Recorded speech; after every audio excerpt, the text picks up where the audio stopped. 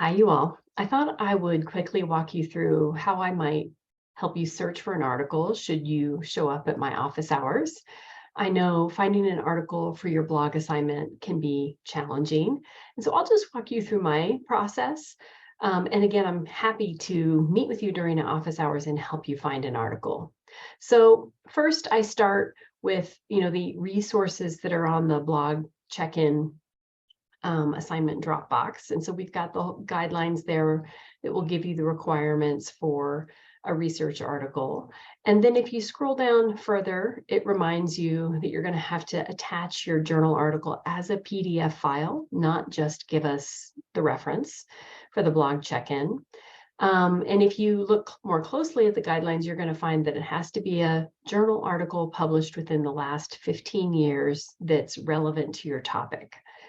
Now, I will say that relevant to your topic is fairly broad because sometimes it can be really hard to find an article, and you only have to pull, I think, a minimum of one sentence eventually from your one or two sentences from the journal article into your final blog.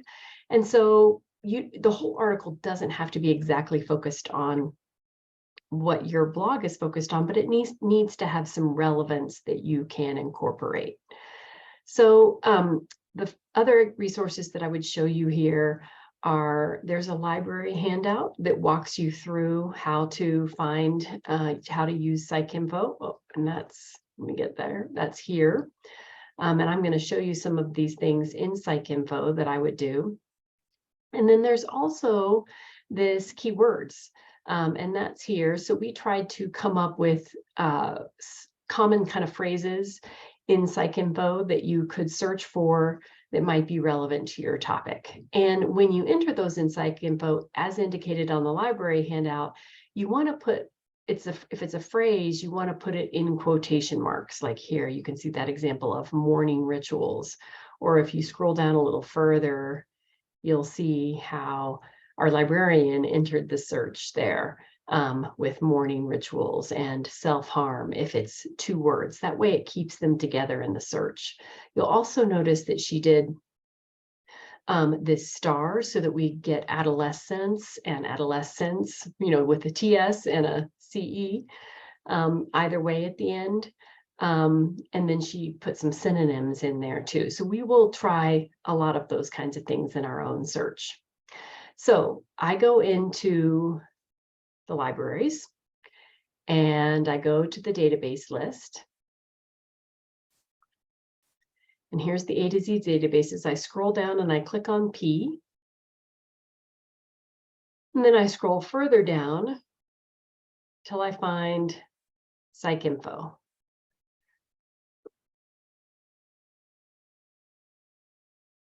And I'm going to show you a couple of different ways to search.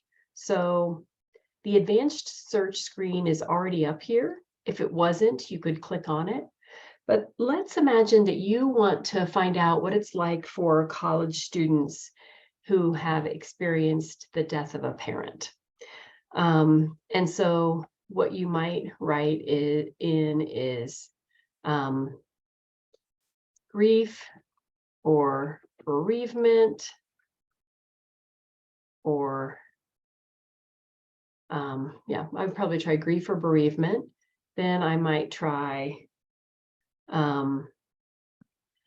death of parent, and I'd put that all in quotation marks. I might go back and look at my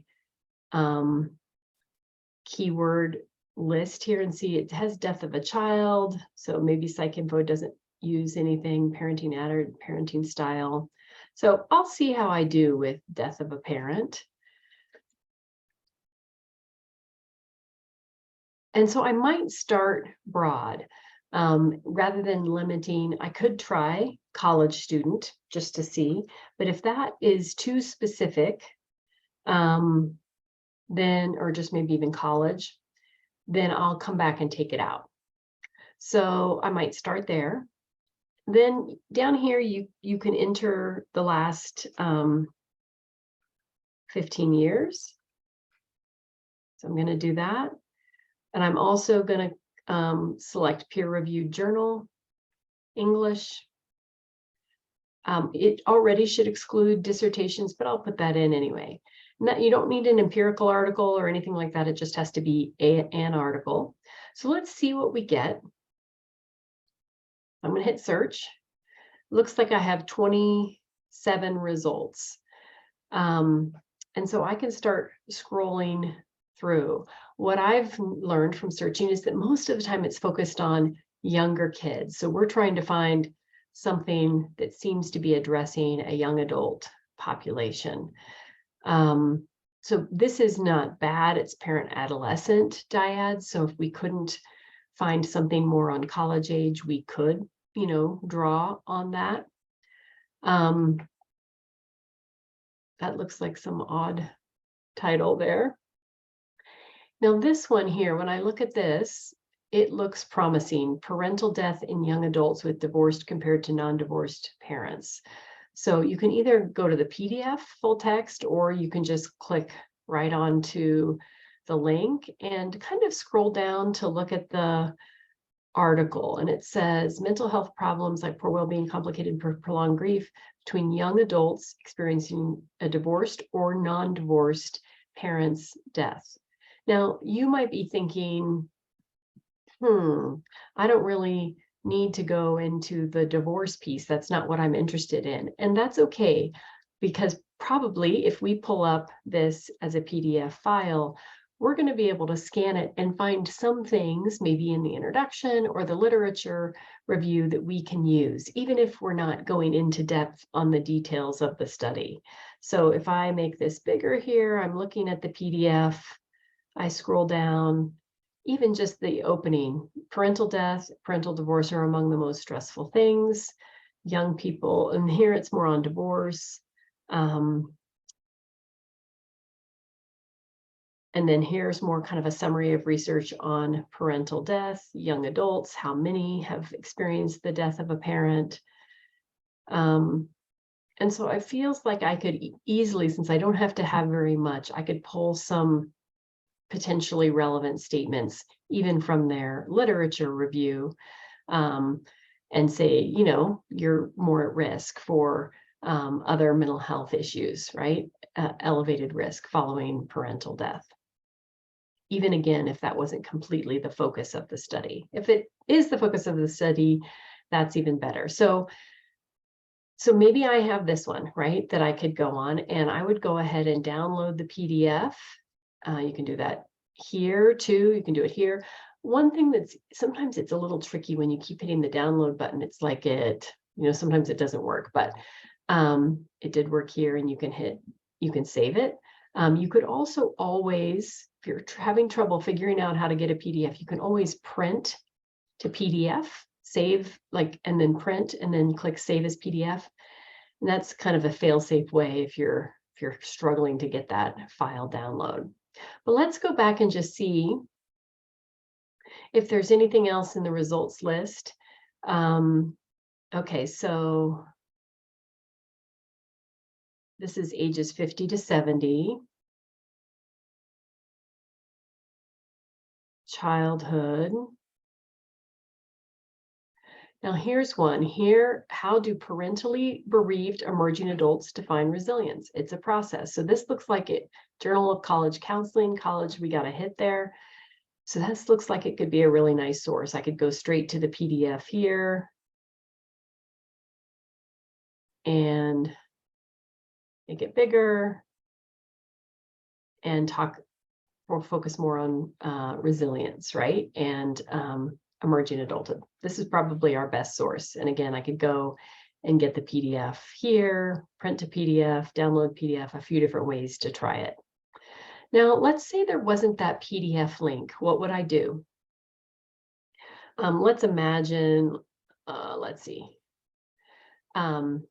imagine that I want this one. And so I would click the Find It at CSU button. You never want to have to pay for anything, obviously. Now, sometimes it is just popping up, download PDF. So that's great. If for some reason that didn't pop right up, let's just see what that looks like, make sure it works when we do it.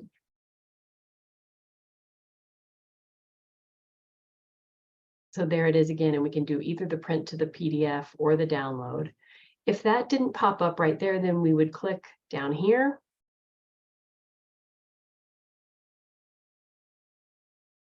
And then navigate to the article.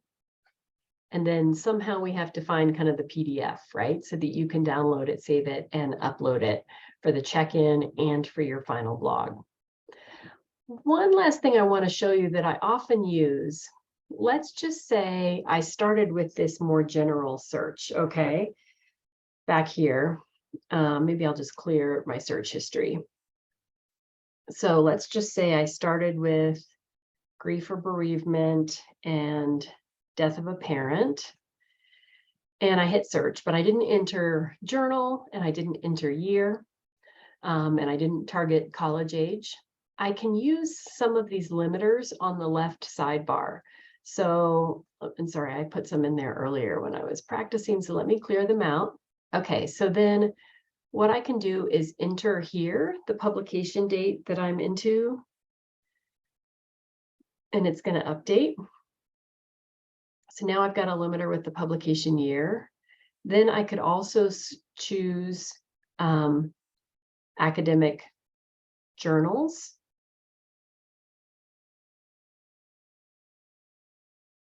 Here. Okay, and so that would be another way to limit it, although I'm not sure why I'm only getting 5. Something's not quite right. Grief or bereavement and death of a parent. But you get the idea. The other thing would be, let me just show you, sometimes you can, I'll clear all this out and come back in, clear all my limiters. Sometimes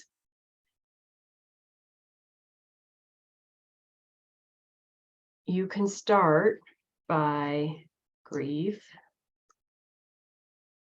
or bereavement, and then maybe I'll just change my topic to parent, and I'll just put a star. It might bring up a whole lot of things. Let's see, we should get a lot of choices here, right? 5,000.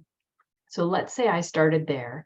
Now I could enter my publication date and let it re-update itself. Then I could choose academic journals, so that's going to narrow me down to 1,700. And then I can start to look at the subjects to see, like, what is it that I really am interested in? Is it parents and child death? Is it parents and depression? Is it, parent-child relationships? So I could select these, and it tells you over here how many articles that would correspond to.